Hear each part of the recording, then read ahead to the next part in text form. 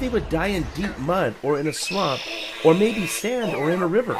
And if the dinosaur was covered up quickly, it would be preserved down in the earth. Through the millions of years, all the soft parts of the dinosaur would dissolve away, leaving the skeleton, and all the bones would be filled with minerals, making the bones as hard as stone, becoming fossils.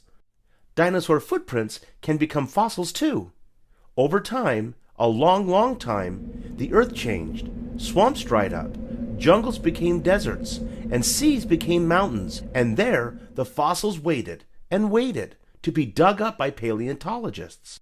Fossils have been found on every continent of the world. They have been found in backyards and in the ground at construction sites. Maybe someday you will find a dinosaur fossil. Someday you may want to become a paleontologist. It takes a lot of work and patience to dig up dinosaur fossils. Paleontologists are like detectives. They can tell by looking at the earth where to look for fossils. Paleontologists start digging with pickaxes and shovels, but as they get closer to the fossils, they must use smaller tools like rock hammers and chisels. And then when they get very close, they must use little dental picks and brushes. They must be very careful not to damage the fossil. Some of the best places in the United States to find dinosaur tracks and fossils are Utah, Texas, California, Montana, South Dakota, and Wyoming. Is there a dinosaur quarry or museum near you? Paleontologists try to collect all the bones they find and put them together like a puzzle, and when they're finished, they have what hopefully looks like a complete dinosaur without the skin. The fun part is naming the dinosaur. Most of the time, the person who discovered the dino fossil gets to name it. Sometimes the official names are long and difficult to pronounce. But let's give it a shot together. Let me introduce you to Sue, the Tyrannosaurus Rex, or T-Rex. Its name means king of the tyrant lizards. It was as long as a school bus and taller than a basketball hoop. Can you tell that it was carnivorous? Carnivorous means meat eater.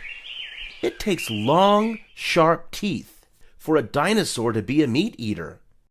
The largest and most complete fossil skeleton of a T-Rex ever found is now on display at the Field Museum of Natural History in Chicago, Illinois.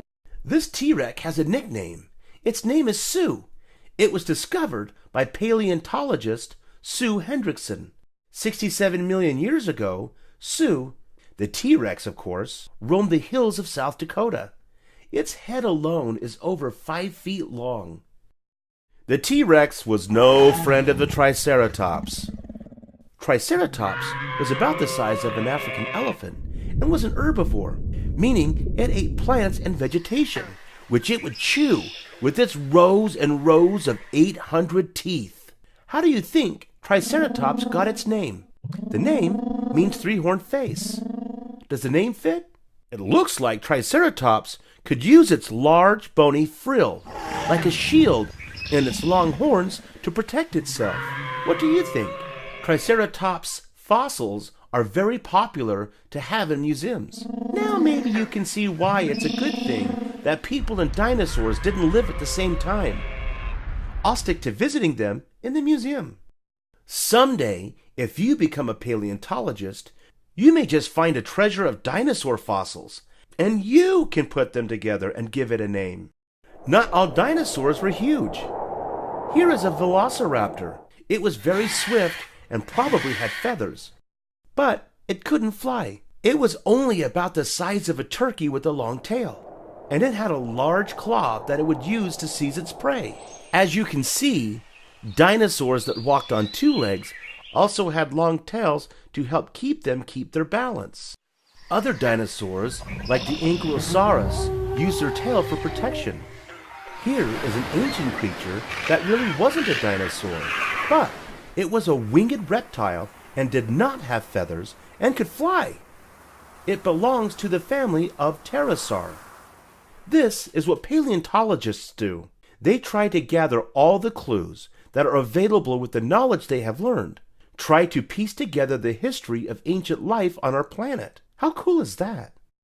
During the age of the dinosaurs, the continents of the Earth were mostly all linked together as one supercontinent scientists call Pangaea, and the dinosaurs roamed freely upon the land. And then something happened. Something huge. Something unexpected.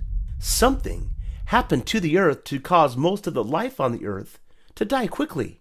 What was it? What do you think it could have been?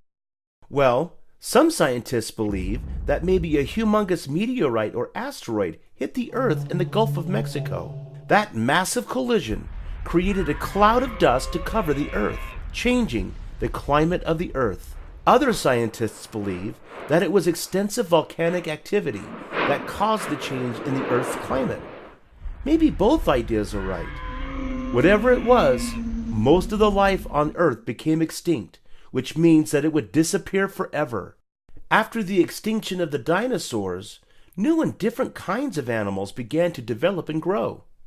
Paleontologists believe that modern birds may be distantly related to the dinosaurs because their bone structure is very similar. Wow! The study of dinosaurs is fascinating, don't you think? Some were as tall as trees, and some, like the compies, were as small as cats. There are hundreds of dinosaur species that have been discovered, and maybe many more that have not been discovered. Maybe they'll be discovered by you. Now might be a good